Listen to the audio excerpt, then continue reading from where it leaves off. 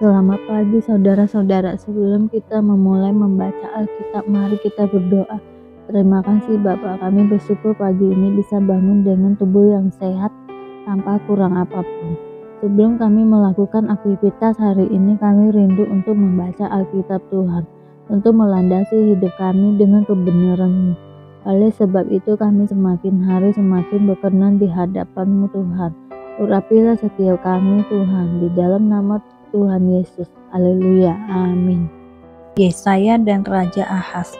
Dalam zaman Ahaz bin Yotam bin Uzziah, Raja Yehuda, maka Rezin Raja Aram dengan Pekah bin Remalia, Raja Israel maju ke Yerusalem untuk berperang melawan kota itu, namun mereka tidak dapat mengalahkannya.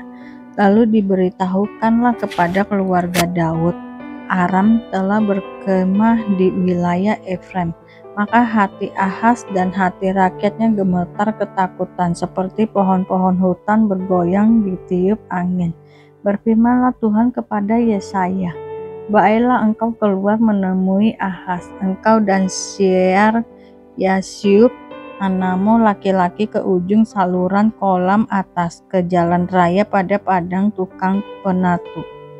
Dan katakanlah kepadanya, teguhkanlah hatimu dan tinggallah tenang, janganlah takut dan janganlah hatimu kecut, karena kedua puntung kayu api yang berasap ini, yaitu kepanasan amarah Rezin dengan Aram dan anak Remalia. Oleh karena Aram dan Efraim dengan anak Remalia telah merancang yang jahat atasmu dengan berkata, marilah kita maju menyerang Yehuda dan menakut-nakutinya serta merebutnya.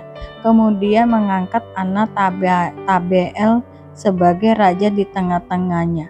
Maka beginilah firman Tuhan Allah, tidak akan sampai hal itu dan tidak akan terjadi. Sebab Damsyik ialah ibu kota Aram dan Rezin ialah kepala Damsyik. Dalam 65 tahun Efraim akan pecah, tidak menjadi bangsa lagi. Dan Samaria ialah ibu kota Efraim dan anak Remalia ialah kepala Samaria. Jika kamu tidak percaya, sungguh kamu tidak teguh jaya.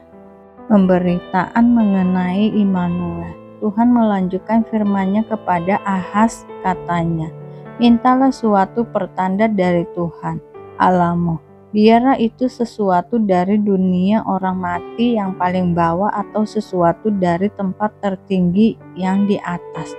Tetapi Ahaz menjawab, aku tidak mau meminta, aku tidak mau mencobai Tuhan.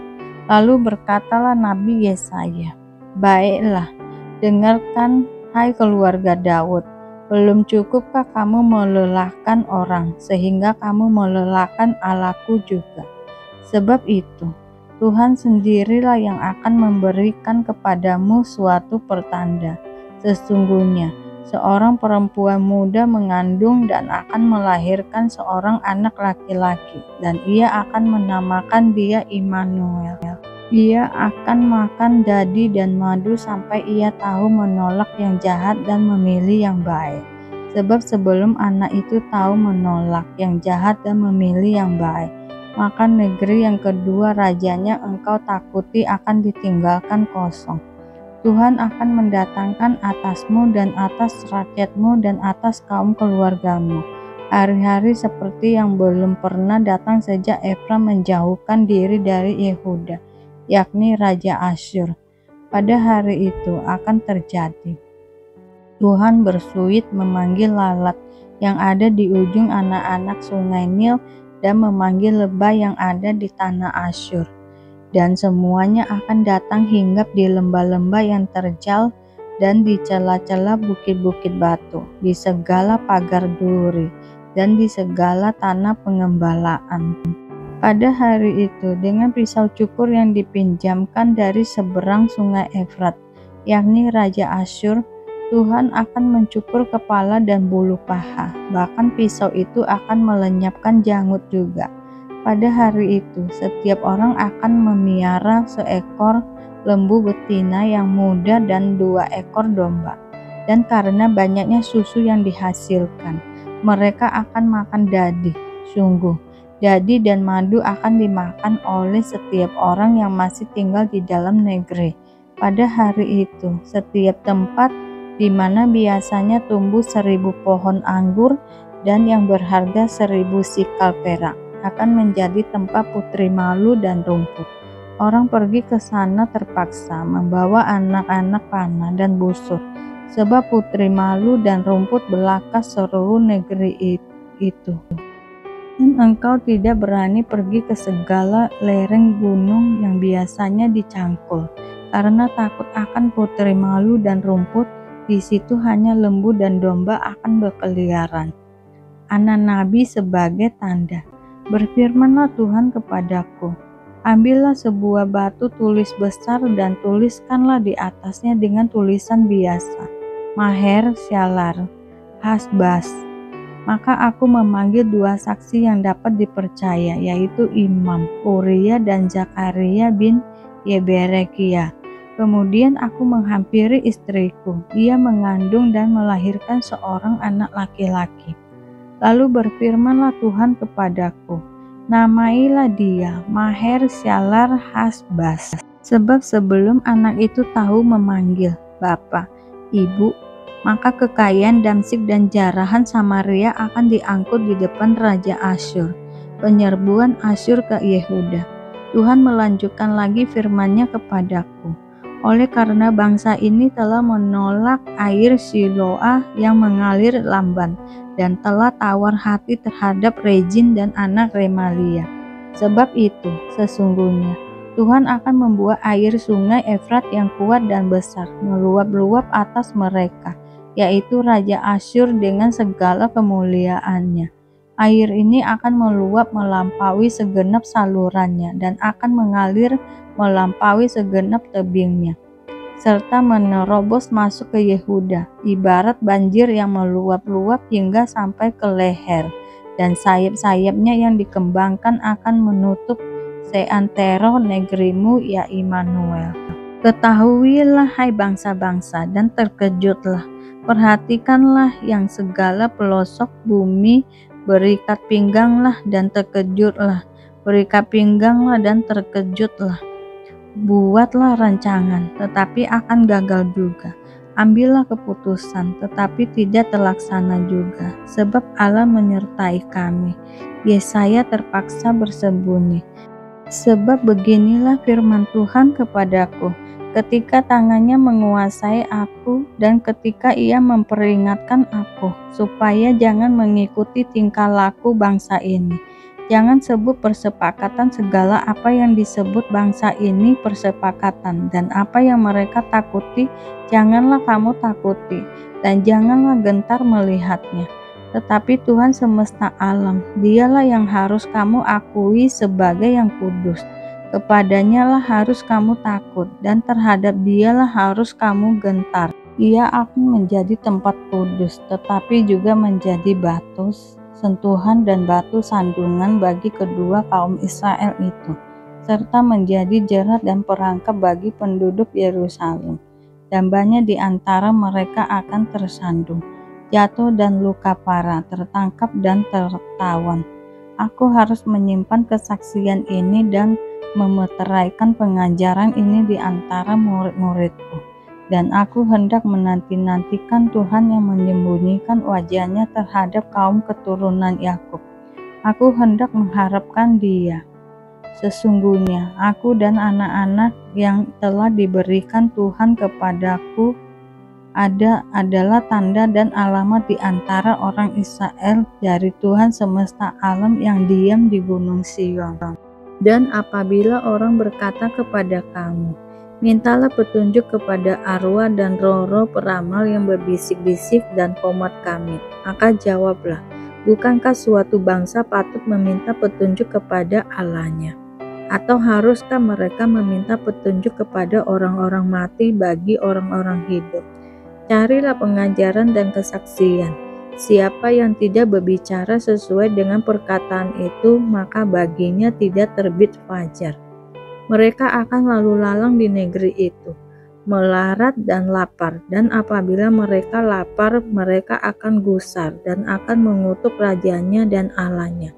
mereka akan menengadah ke langit dan akan melihat ke bumi, dan sesungguhnya hanya kesesakan dan kegelapan, kesuraman yang mengimpit, dan mereka akan dibuang ke dalam kabut. Kelahiran Raja Damai, tetapi tidak selamanya akan ada kesuraman untuk negeri yang terimpit itu. Kalau dahulu Tuhan merendahkan tanah Zebulon dan tanah Naftali, maka di kemudian hari Ia akan memuliakan jalan ke laut, daerah seberang sungai Yordan, wilayah bangsa-bangsa lain. Abraham dibenarkan karena iman. Jadi apakah akan kita katakan tentang Abraham, bapa leluhur jasmani kita? Sebab jikalau Abraham dibenarkan karena perbuatannya, maka ia beroleh dasar untuk bermegah, tetapi tidak di hadapan Allah. Sebab apakah dikatakan nas kitab suci? Lalu percayalah Abraham kepada Tuhan, dan Tuhan memperhitungkan hal itu kepadanya sebagai kebenaran. Kalau ada orang yang bekerja, upahnya tidak diperhitungkan sebagai hadiah, tetapi sebagai haknya. Tetapi kalau ada orang yang tidak bekerja, namun percaya kepada Dia yang membenarkan orang durhaka, imannya diperhitungkan menjadi kebenaran. Seperti juga Daud menyebut berbahagia orang yang dibenarkan Allah, bukan berdasarkan perbuatannya. Berbahagialah orang yang diampunin pelanggaran-pelanggarannya dan yang ditutup-tutupi dosa-dosanya. Berbahagialah manusia yang kesalahannya tidak diperhitungkan Tuhan kepadanya. Adakah ucapan bahagia ini hanya berlaku bagi orang bersunat saja atau juga bagi orang tak bersunat? Sebab telah kami katakan bahwa kepada Abraham iman diperhitungkan sebagai kebenaran. Dalam keadaan manakah hal itu diperhitungkan? Sebelum atau sesudah ia disunat? Bukan sesudah disunat, tetapi sebelumnya. Dan tanda sunat itu diterimanya sebagai meterai kebenaran berdasarkan iman yang ditunjukkannya sebelum ia bersunat. Demikianlah ia dapat menjadi bapa semua orang percaya yang tak bersunat, supaya kebenaran diperhitungkan kepada mereka, dan juga menjadi bapa orang-orang bersunat, yaitu mereka yang bukan hanya bersunat, tetapi juga mengikuti jejak iman Abraham, bapa leluhur kita, pada masa ia belum disunat. Sebab bukan karena hukum Taurat telah diberikan janji kepada Abraham dan keturunannya, bahwa ia akan memiliki dunia, tetapi karena kebenaran berdasarkan iman.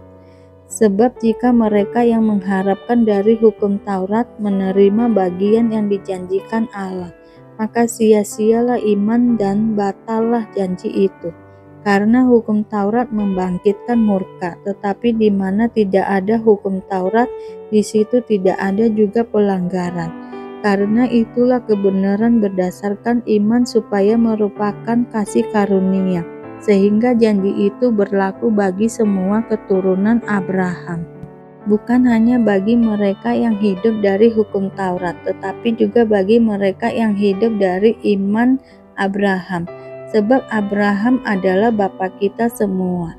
Seperti ada tertulis, engkau telah kutetapkan menjadi bapa banyak bangsa, di hadapan Allah yang kepadanya ia percaya, yaitu Allah yang menghidupkan orang mati dan yang menjadikan dengan firman-Nya apa yang tidak ada menjadi ada. Sebab sekalipun tidak ada dasar untuk berharap, namun Abraham berharap juga dan percaya bahwa ia akan menjadi bapa banyak bangsa, menurut yang telah difirmankan, demikianlah banyaknya nanti keturunanmu.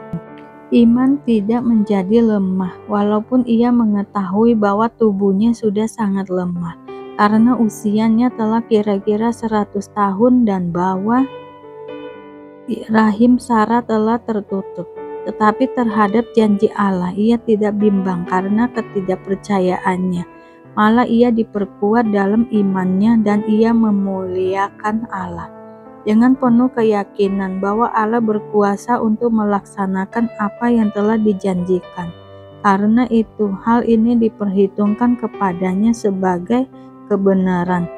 Kata-kata ini yaitu hal ini diperhitungkan kepadanya, tidak ditulis untuk Abraham saja, tetapi ditulis juga untuk kita, sebab kepada kita pun Allah memperhitungkannya, karena kita percaya kepada Dia yang telah membangkitkan Yesus Tuhan kita dari antara orang mati, yaitu Yesus yang telah diserahkan karena pelanggaran kita dan dibangkitkan karena kebenaran kita. Terima kasih Bapa untuk hari ini, sehingga kami dapat membaca Alkitab-Mu Tuhan. Mari doa Bapa kami. Bapa kami yang di surga, dikuduskanlah nama-Mu, datanglah kerajaan-Mu, jadilah kehendak-Mu di bumi seperti di surga.